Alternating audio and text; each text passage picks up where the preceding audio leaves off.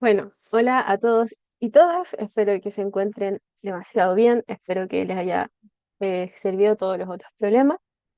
A continuación vamos a ver el último problema del auxiliar, que es también de diseño, haciendo énfasis en el otro objetivo de este curso, que no solo analizar, también es diseñar y poner condiciones para que un circuito satisfaga una cierta cosa pedida.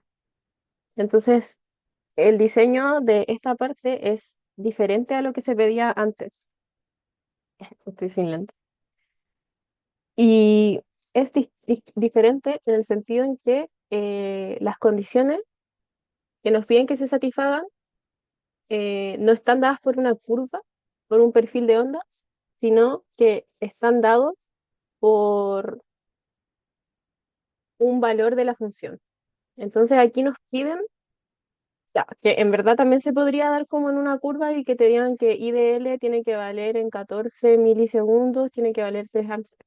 Pero en rigor no estamos conociendo cuál es la entrada de excitación ni nada, solo nos piden eso. Entonces, ¿cuál va a ser nuestra estrategia? La estrategia va a ser obtener la respuesta completa de este sistema y una vez que tengamos la respuesta completa, para un L arbitrario, impongamos que sea 3 en 14 milisegundos y entonces encontremos el valor de L. Y después, una vez que tengamos el valor de L, vamos a tener la respuesta completamente determinada y entonces evaluamos en un segundo y nos va a dar un valor en amperes, ya o miliamperes, dependiendo de la unidad de medida que quede todo. Entonces esa va a ser la idea.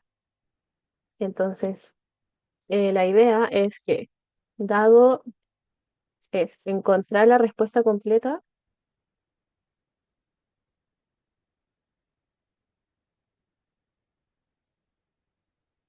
dado y luego usar las condiciones. Y luego imponer condiciones. Entonces, la condición de diseño es que alcance los 3 amperes en 14 milisegundos. O sea, que tengo un transiente hasta esa parte que solo tarde 14 segundos. Milisegundos, en condición de diseño. Entonces, bueno, aquí el enunciado no nos dice, pero por la forma en que está escrita, el esquemático significa que pasó mucho tiempo en T igual a cero y después se cambió al otro terminal, ¿ya? Entonces, del esquemático se deduce que pasó mucho tiempo conectado al terminal, conectado al nodo superior,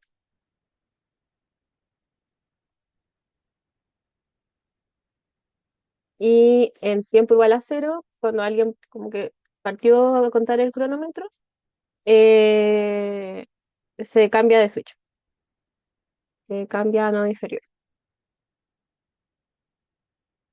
nodo inferior. Y sabemos que la respuesta se compone por la respuesta natural y la respuesta forzada. Entonces debemos determinar las condiciones iniciales para la respuesta natural y para la respuesta forzada simplemente usamos la fuente independiente y todas esas cosas. Entonces vamos a calcular condiciones iniciales, vamos a ver la respuesta de entrada cero o natural y después vamos a ver la respuesta. Esa va a ser nuestra em, forma de encontrar la respuesta completa. Ya. Entonces, las condiciones iniciales en este caso están dadas por el tiempo que pasó mucho antes de que se empezara como a considerar el sistema. Entonces, condición inicial. ¿Y de quién? De los elementos de almacenamiento, que en este caso es una inducción.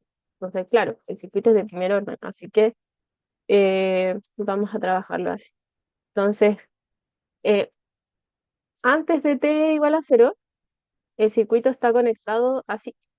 Entonces podemos despreciar las ramas que están desconectadas de la red, que tienen corriente cero porque tienen un nodo abierto, que sería esa rama. Entonces el circuito, acá se desprecian ramas desconectadas de la red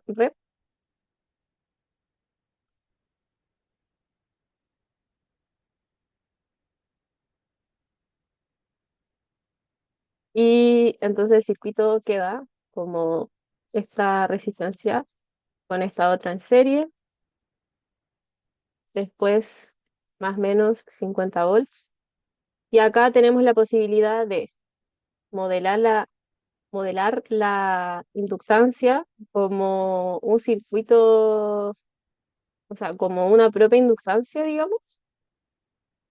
O lo otro que podemos hacer eh, es imponer que en estado permanente DC se comporta como un circuito cerrado. Entonces, literalmente eh, usamos eso y entonces se trabaja con ecuaciones algebraicas. En mi caso yo prefiero eso, porque si no, igual es como resolver una EDO y tirar infinito, y como que ya lo habíamos hecho así en un problema antes, y ahí ustedes tienen ambos métodos, pero ambos les van a llevar a lo mismo. Yo voy a imponer que en este caso se comporte como cortocircuito, que sería lo mismo que resolver la EDO y tirarse a infinito. A infinito y va a ser un tiempo t antes que t0, ¿sí? Era lo que yo hablaba como de esa como línea temporal eh, que está como, la palabra es embedded, creo que ahí le agregó una D extra, pero es como que está como eh, puesta dentro, embebida, como justo antes de. Solo para explicarme más, aunque esto ya lo vimos, es como que yo estudio toda esta parte y ocupo T a infinito, y en verdad me obtiene justo la condición inicial. Pero no lo vamos a hacer así. Si ustedes quieren, pueden hacerlo así. Yo prefiero con ecuaciones algebraicas, no. Ya, entonces, si hacemos ¿cuál? Una ley de voltaje de Kirchhoff en un lazo cerrado, vamos a ver que la corriente de malla va a ser justo la corriente de la inductancia, porque así lo eligen. Ah, si lo eligen para el otro lado, les va a dar con menos y se va acomodando solo en las ecuaciones. Entonces acá, menos 50 volts más 10 omega por la corriente que circula a través de estas, que es I, pero es I de L, más el voltaje de la inductancia, pero estamos imponiendo que esté en cortocircuito, tiene que ser cero. Entonces, acá voy a decir, usaremos inductancia en estado permanente. Se comporta como cortocircuito, ¿ya? Entonces, de aquí se obtiene directamente, bueno, aquí voy a explicitar que esto es todo como un valor, un número real, por eso podemos tratarlo como una ecuación algebraica. Entonces, si se fijan, si acá yo despejo, me queda que I de cero va a ser 50 volts dividido en 10 ohms. Así que la condición inicial de la corriente en la inductancia es 5 amperes. Ya, bacán. Es más de lo mismo, de lo que ya hemos hecho otras veces. Ahora vamos a analizar a partir de el cambio en el circuito. Entonces, ahora usamos T a partir de cero. ¿Ya? Y cuando T es a partir de cero, el circuito que nos queda, sabemos que el switch cambia y ya no está acá arriba, sino que está conectado a la red inferior. Entonces el circuito queda con este nodo activo y la otra malla se desprecia esta rama porque no está conectada a la red. Ya, entonces tenemos eso y ahora claramente no hay que modelar la inductancia como un cortocircuito porque ahora la estamos viendo y nos interesa ver su comportamiento general. Entonces el circuito que queda es este que está a la izquierda y lo vamos a dibujar más cortito. Y si se fijan, hay unas resistencias en serie que podríamos simplificar y queda una fuente de voltaje independiente de 50 volts. Entonces, ahora lo que queremos hacer es determinar una EDO que modele esto y calculamos la res y la red. Ya, entonces, la EDO, mm, Entonces, voy a anotar eso acá. Entonces, condiciones iniciales. Aquí veremos una EDO y después vamos a ver la REN y después vemos la RES. Eso es lo que vamos a hacer. Entonces, podemos usar nuevamente ley de voltaje de Kirchhoff, donde esta es la corriente de la inductancia. Si se fijan en el dibujo aparece abajo, pero en el fondo lo que importa es el sentido. Ya. Y ahora estas son funciones del tiempo. Entonces, si hacemos eso, por ley de voltaje de Kirchhoff, que los voltajes en un lazo cerrado tienen que ser cero, si yo sumo esto, me va dando -50, se suman las resistencias por la corriente que circula a través de ella, en la de malla, pero vemos que es igual a la de la inductancia por elección para resolver esto. Entonces queda 20 ohm y L más el voltaje de la inductancia. Pero sabemos que el voltaje de la inductancia es una ecuación es una variable de... Entonces, podemos usar que B de L es L por D y L de T, donde este L es el que queremos determinar. Así que súper bien que ya esté apareciendo en los parámetros. Entonces, nos queda así. Voy a pasar el 50 para el otro lado nomás. Y ahora voy a normalizar la EDO para que quede como en la forma estándar. Entonces queda 20 ohm, guión L y de L, y queda acá. Entonces ahora tenemos la EDO del sistema y hay que resolverla para los casos que son de interés, que es la RESC y la REN. Entonces, em, y aquí lo vamos a hacer en versión más corta, ¿cierto? Ya porque ya lo hemos hecho varias veces antes y esto nos va a servir como una buena síntesis de lo que hemos aprendido. Entonces, por una parte, podemos obtener la REN, ya, que es la entrada natural. Entonces, usamos que la fuente de excitación sea cero. Entonces, acá en realidad la ecuación se modeló usando la fuente de excitación como 50 volts. Ya, imaginen que yo le hubiera puesto BDS, entonces esto hubiera sido BDS, BDS, BDS, y esto es BDS. O sea, B sub S. Entonces, simplemente habría que imponer que esto sea cero, porque es la respuesta natural solo a las condiciones iniciales de almacenamiento del sistema. Entonces, la EDO que se resuelve en realidad va a ser esta EDO homogénea porque el forzante es cero y la condición inicial es la que vimos antes, que era que la corriente partía en 5 amperes. Entonces este es el problema asociado a la red. Y ya vimos varias veces que este tipo de problemas tienen solución de la forma condición inicial por exponencial de menos el coeficiente que aparece acá si es que la EDO está normalizada. Entonces, la condición inicial es 5 amperes, así que esto queda así. Ya.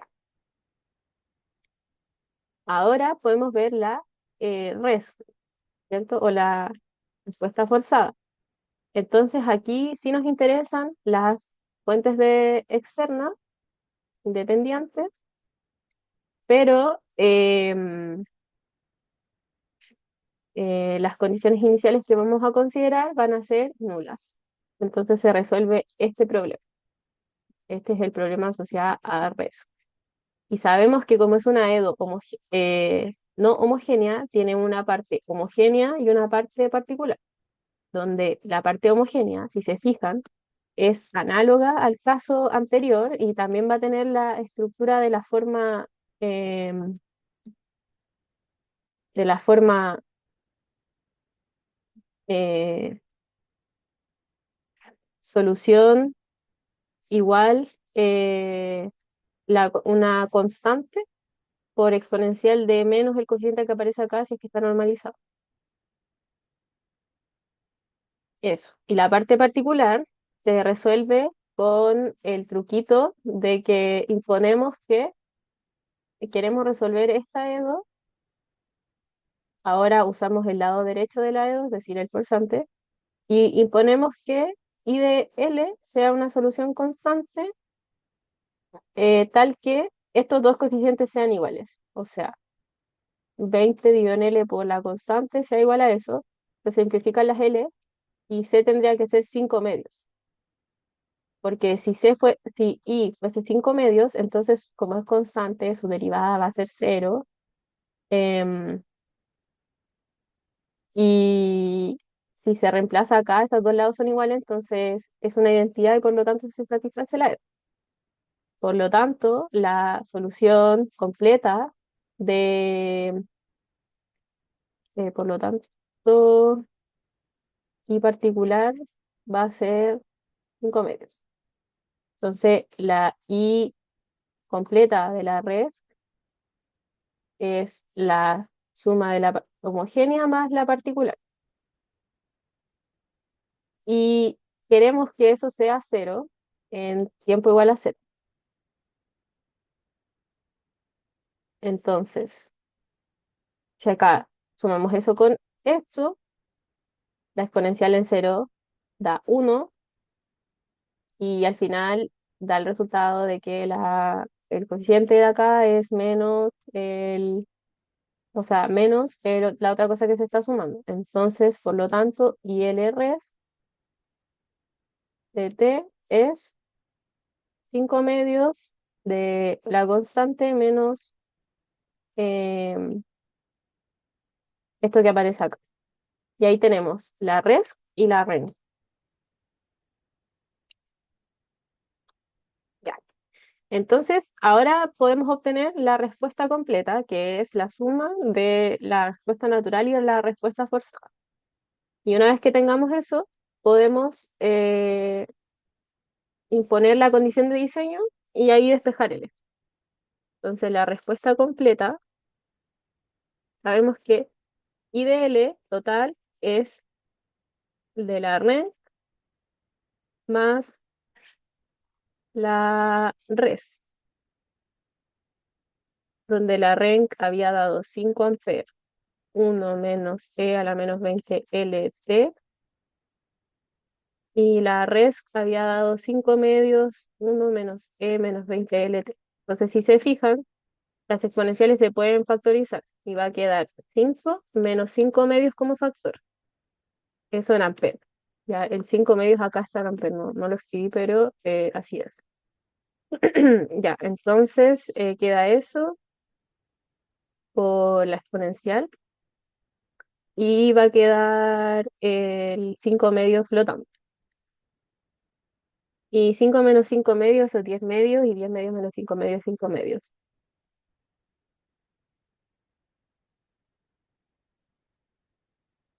Entonces, nice, tenemos la respuesta completa de la corriente y ahora podemos imponer las condiciones de diseño. Entonces, con la respuesta completa de la corriente,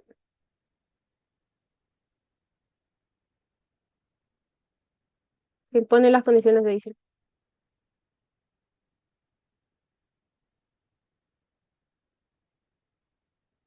Entonces, se quiere que en IDL en 14 milisegundos, queremos que valga 3 amperes.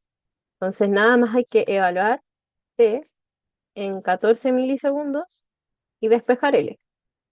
Entonces, acá si se fijan, el 20 estaba en ohm, así que voy a escribirlo y esto queda 14 milisegundos, igual 3 amperes. Entonces, ahora hay que despejar L. Entonces, hay que despejar L. Entonces, em, habría que... Ah, me faltó sumar la parte permanente, que es la constante 5 medios. Y se van a ir estas unidades de medida, así que bacán, y eso tiene sentido porque la exponencial es adimensional, así que está bien. Entonces, queda 3 menos 5 medios por 2 quintos, si es que despejamos. Em, 3 menos 5 medios por 2 quintos, que eso es 3 es 6 medios, un medio se va con ese, un quinto. Ya. Ahora habría que aplicar logaritmo para sacar la exponencial. Entonces, así me quedo con el argumento de la exponencial. y hago esto. Y ahora puedo pasar el L para allá y divido por logaritmo de un quinto. Y si se fijan va a dar bien porque un quinto está entre 0 y 1 y en esa parte el logaritmo es negativo y arriba tengo algo que tiene un signo menos, entonces va a dar positivo. Sabemos que la inductancia es un valor positivo. Entonces ahora podemos calcular esto em, así. Entonces, esto es milisegundos. Entonces, queda que es menos 20 por 14 milisegundos em, dividido en logaritmo de un, uy, un quinto. Y eso da 173,97. Entonces, voy a hacer un disclaimer de que los henrys son omega, o sea, sí, son ohm por segundo. Entonces, si yo tengo milisegundos, así multiplico esto por mili, me va a quedar milihenry igual a omega por milisegundo. Ya puede ser tanto milisegundo como mili ohm. Pero como acá tengo milisegundos y tengo ohms, sé que va a dar en milihenry. Por eso no puse 14 por 10 elevado a menos 3, como que me voy a quedar con el mili. Entonces, que sería lo mismo que sacar el mili y dejarlo en Henry, pero con los ceros correspondientes de la división. Da lo mismo. Así que esto va a quedar en 173,97 milihenrios. Es aprox la resistencia, o sea, el valor de la inductancia que se debe tomar. Entonces ahí ya tenemos una de las condiciones eh, buscadas, ¿sí? Perfecto. Y ahora que ya tenemos conocida la inductancia, la función está completa, está completamente definida, determinada. Entonces, la respuesta, la respuesta completa está completamente definida, como redundante. Em, Está definida. Voy a poner 100% definida.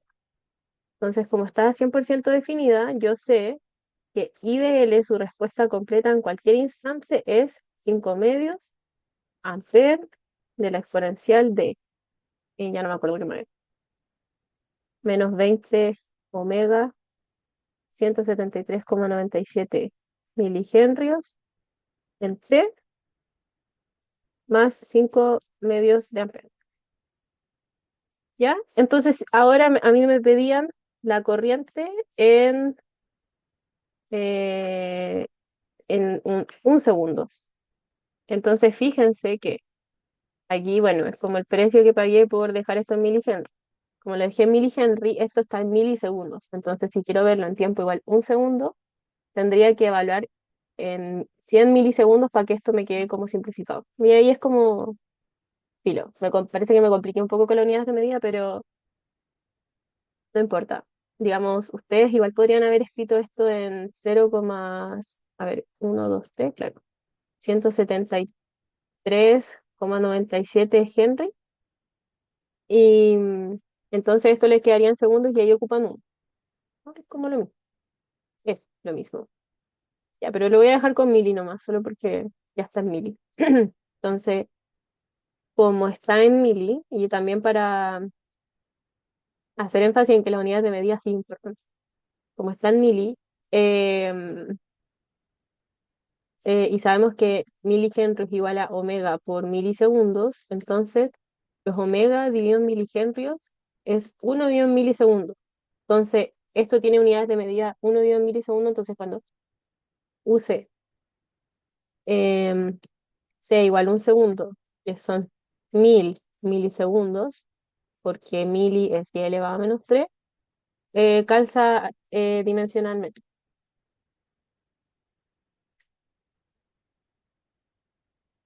Entonces, ahora simplemente reemplazamos y habría que calcular esto, ¿ya? 173,97, 20 por 1000, o sea, ya saqué las unidades de medida y va a quedar todo en amperes. Entonces, si ahora usamos nuestra calculadora, am, nos quedaría 5 medios por la exponencial de menos una fracción que es 20 por 1000 dividido en 173 por 97 más 2 quintos. O sea, no, 5 medios. Al revés, 5 medios. Y eso da, serán 2 quintos. Mish, qué maravilla. Qué loco. Entonces significa que la parte exponencial es como full cero, esa parte. Claro, es como algo muy chico. Y elevado a menos 50. Es como nada, es como que hay 48, no 49 ceros antes de este primer 2. Entonces, en verdad, muy despreciable. Y en el fondo tiene sentido, porque cuando lo que estamos viendo es que en un segundo, en el fondo ya se está llegando a la respuesta permanente del sistema. Chévere. Am, entonces aquí un segundo igual a eso, es la parte permanente. Carita sorprendida. Así que bueno, con eso ya finalizamos esta serie de videos, en particular este problema. Contestamos todo lo que nos pedían. Y con esto podemos ver que, eh, bueno, yo creo que voy a hacer una reflexión final en otra cápsula, pero este ejercicio es como una muy buena síntesis de todas las otras cosas que hemos visto, en que no solo podemos eh, estudiar un circuito, también podemos como acomodarlo para que satisfaga algo que nosotros queramos. En este caso, la condición de que alcance una cierta magnitud en un cierto tiempo, etcétera. Y esto como que abre un poco la motivación a lo que va a ser su experiencia de laboratorio 2. Voy a hacer otra prueba, si es que hay gente escuchando esto, comenten un avión. Ya no sé cómo dibujarlo, pero